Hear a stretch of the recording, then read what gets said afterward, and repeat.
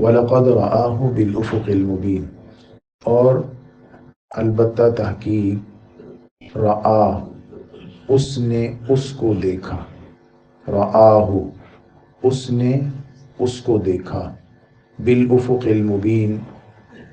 واضح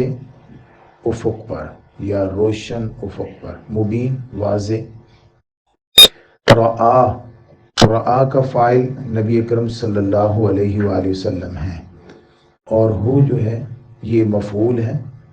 اس میں حضور اقدس صلی اللہ علیہ وآلہ وسلم نے اس پیغام لانے والے فرشتے کو دیکھا، یعنی ہو سے مراد جبرائیل امین ہے۔ وَلَقَدْ رَآهُ، اور البتہ تحقیق محمد الرسول اللہ صلی اللہ علیہ وآلہ وسلم نے جبرائیل علیہ السلام کو دیکھا ہے۔ یہ فرشتے کبھی حضرت دحیہ کلبی رضی اللہ تعالی عنہ کی شکل میں آتے تھے۔ حضرت دحیہ کلبی صحابی رسول ہیں اور مدینہ طیبہ میں یہ خوبصورت لوگوں میں سے تھے، اور ان کی شکل میں حضرت جبرائیل علیہ السلام آیا کرتے تھے۔ حضور اقدس صلی اللہ علیہ وسلم نے حضرت جبرائیل علیہ السلام کو فرشتے کی شکل میں بھی دیکھا ہے۔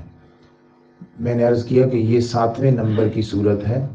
اس میں ایک ہی بار ذکر ہے کہ حضور اقدس صلی اللہ علیہ وسلم نے جبرائیل امین کو دیکھا، ایک بار، اور جب دیکھا اس وقت اجیاد جو جگہ ہے مکہ مکرمہ میں، اس جگہ پہ نبی اکرم صلی اللہ علیہ وآلہ وسلم موجود تھے، اور جبرائیل علیہ السلام مشرق کی طرف موجود تھے۔ افق المبین، مبین سے مراد جہاں سے سورج طلوع ہوتا ہے، واضح افق، یعنی سورج کی طلوع ہونے کے مقام پہ حضرت جبرائیل علیہ السلام کو دیکھا ہے۔ حضور صلی اللہ علیہ وسلم اجیاد میں موجود تھے، اور حضرت جبرائیل علیہ السلام وہاں سے مشرق کی طرف موجود تھے۔ حضور اقدس صلی اللہ علیہ وآلہ وسلم نے دیکھا ہے، حضور اقدس صلی اللہ علیہ وسلم نے جبرائیل امین کو دیکھا ہے، اور بہت قریب سے دیکھا ہے۔ اور یہ جو مقام ہے جہاں پہ حضور صلی اللہ علیہ وسلم دیکھ رہے ہیں، یہ پہلا مقام ہے، یعنی پہلی دفعہ ہے حضور صلی اللہ علیہ وسلم نے دیکھا ہے۔ اور حضور اقدس صلی اللہ علیہ وآلہ وسلم نے جب وحی نازل ہوئی تھی اس وقت انسانی شکل میں دیکھا تھا۔ یہاں پہ سورۃ النجم میں حضرت جبرائیل علیہ السلام کو دوسری بار دیکھنے کا ذکر ہے، وَلَقَدْ رَآهُ نَزْلَةً أُخْرَى، اور اس کو دوسری بار نازل ہوتے ہوئے دیکھا ہے۔ یہ معراج کے بعد نازل ہوئی ہے سورت، تو اس میں دوسری بار دیکھنے کا ذکر ہے۔ اور یہاں سورۃ التکویر چونکہ 7ویں نمبر کی بالکل شروع میں سورت نازل ہوئی ہے، اس لیے اس میں پہلی بار دیکھنے کا ذکر ہے۔ حضرت جبرائیل علیہ السلام آسمان سے نازل ہوتے ہیں، اور حضور اقدس صلی اللہ علیہ وآلہ وسلم ان کو دیکھتے ہیں۔ 600 سے زیادہ پر تھے حضرت جبرائیل علیہ السلام کے، اور آپ کا ایک پر مشرق کی طرف اور ایک پر مغرب کی طرف تھا۔ اتنی بڑی شکل میں حضور اقدس صلی اللہ علیہ وسلم کو نظر آئے اپنی اصلی حالت میں، جس سے یہ بتانا مقصد ہے کہ حضور اقدس صلی اللہ علیہ وسلم اس فرشتے کو اچھے طریقے سے جانتے ہیں جو فرشتہ وحی لے کر آتا ہے۔ ایسا نہیں ہو سکتا کہ کوئی جن کوئی پیغام لے کر آئے، یا کوئی ایسے واہمہ ہو حضور صلی اللہ علیہ وسلم کو اور آپ یہ سمجھیں کہ یہ وحی ہے، یہ اللہ کا پیغام ہے۔ ایسا نہیں ہے۔ پیچھے جتنی قسمیں اٹھائی ہیں، اذا الشمس کورت واذا النجوم انکدرت واذا الجبال سیرت، وہاں پہ حالات بیان کرنے کے بعد پھر فلا اقسم بالخنس الجوار الکنس واللیل اذا عسعس والصبح اذا تنفس، یہ ان قسموں کے بعد جن چیزوں کا ذکر ہو رہا ہے اس میں ایک چیز یہ ہے کہ نبی کریم صلی اللہ علیہ وآلہ وسلم نے جبرائیل امین کو دیکھا ہے۔ تو یہ پکی بات ہے، آپ صلی اللہ علیہ وسلم اس فرشتے کو جانتے ہیں اور پورے طریقے سے جانتے ہیں۔ وما هو علی الغیب بضنین، اب ایک اور اس قسم کا جواب ہے کہ نبی کریم صلی اللہ علیہ وآلہ وسلم غیب بتانے میں بخیل نہیں ہے۔ ظنین کا درست معنی بخیل ہے، لیکن کچھ لوگوں نے اس کا معنی حریص بھی کیا ہے۔ تو بخیل اور حریص دونوں لازم و ملزوم ہیں، دونوں معنی ہو سکتے ہیں۔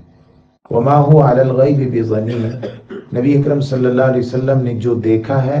وہ دیکھی ہوئی بات آگے بتانے میں بخیل نہیں ہے، کیونکہ کاہن لوگ حضور صلی اللہ علیہ وسلم کو جب لوگ کاہن کہہ رہے تھے معاذ اللہ، تو اللہ تعالیٰ فرما رہے ہیں کہ کاہن لوگ غیب کی بات جو انہیں جنات کے ذریعے سے پتہ چلی ہو وہ فری میں کبھی بھی نہیں بتاتے، وہ بس انتظار میں رہتے ہیں کہ کوئی اس پر اجرت دینے والا ہوگا تو اس کو بتائیں گے۔ بڑے بخیل ہوتے ہیں وہ، جن کی بات، شیطان کی بات آگے بتانے میں بڑے بخیل ہوتے ہیں، جبکہ نبی اکرم صلی اللہ علیہ وسلم فرشتے کی بات بتانے میں بالکل بخیل نہیں ہیں، اور کئی بار فرما چکے ہیں وما اسألکم علیہ من اجر، میں اس پر تم سے کوئی اجر نہیں مانگتا۔ تو حضور کی عادات کاہنوں جیسی نہیں ہیں، کاہن کبھی بھی وہ بات ایسے نہیں بتاتے۔ دوسرا، اگر اس کا معنی حریص کہیں، وما هو علی الغیب بضنین، اور وہ یعنی نبی کریم صلی اللہ علیہ وسلم غیب کی بات بتانے کے حریص نہیں ہیں، تو کاہنوں کی یہ عادت ہوتی ہے کہ اگر انہیں جنات کے ذریعے سے کوئی بات پتہ چلے تو وہ بھی پیسہ لے کر، رقم لے کر بتاتے ہیں، لیکن ضروری تو نہیں ہے کہ ان کو ہر روز ہی کوئی نہ کوئی جن کوئی نہ کوئی بات بتاتے، زندگی میں اکا دکا بار ان کو جنات کچھ بتاتے ہوں گے یا کبھی کبھی بتاتے ہوں گے۔ اگر انہیں جن کوئی بات نہ بتا رہا ہو تو وہ خود سے بھی بات بنا لیتے ہیں اور یہ ذمہ لگا دیتے ہیں کہ یہ جن نے بتائی ہے۔ نبی اکرم صلی اللہ علیہ وسلم ایسے حریص نہیں ہیں کہ کوئی بات نہیں بتائی گئی اور آپ اپنے سے بتا دیں، ایسا نہیں ہے، بلکہ کئی ایسے مقامات آئے ہیں کہ نبی اکرم صلی اللہ علیہ وسلم سے سوال کیا گیا تو آپ خاموش ہو گئے، انتظار کیا وحی کا، اور کبھی کبھی تو 40 دن تک انتظار فرمایا کہ فرشتہ آئے گا، وہ پیغام لائے گا، وہ اس کا جواب بتائے گا، تو نبی اکرم صلی اللہ علیہ وسلم جواب دیتے تھے وما ينطق عن الهوى ان هو الا وحی یوحى، آپ اپنی خواہش سے کوئی بات نہیں کہہ دیتے بلکہ آپ کو وہی آتی ہے پھر آپ صلی اللہ علیہ وسلم بتاتے ہیں۔ تو مشرکین مکہ کو، جن کو جو اعتراض کر رہے تھے نبی اکرم صلی اللہ علیہ وسلم پر، اللہ تعالیٰ قسمیں اٹھا کر ان کو مطمئن فرما رہے ہیں کہ آپ صلی اللہ علیہ وسلم نے فرشتے کو دیکھا ہے، خوب اچھے طریقے سے پہچانتے ہیں فرشتے کو، اور آپ صلی اللہ علیہ وسلم کو جو بات بتائی جاتی ہے آپ صلی اللہ علیہ وسلم وہ بات آگے لوگوں کو پہنچاتے ہیں، اور جب تک نہیں بتائی جاتی آپ صلی اللہ علیہ وسلم انتظار فرماتے ہیں، اپنے پاس سے کچھ بھی نہیں بتاتے۔ وما هو بقول الشیطان الرجیم، یہ اگلی ایک اور جواب ہے انہی قسموں کا کہ آپ صلی اللہ علیہ وسلم پر جو وحی نازل ہوئی ہے، لہٰذا یہ شیطان مردود کی طرف سے نہیں ہے، یہ جنات کی طرف سے نہیں ہے، بلکہ اللہ رب العزت کی طرف سے۔ اللہ رب العزت ہمیں ان چیزوں کا یقین نصیب فرمائے۔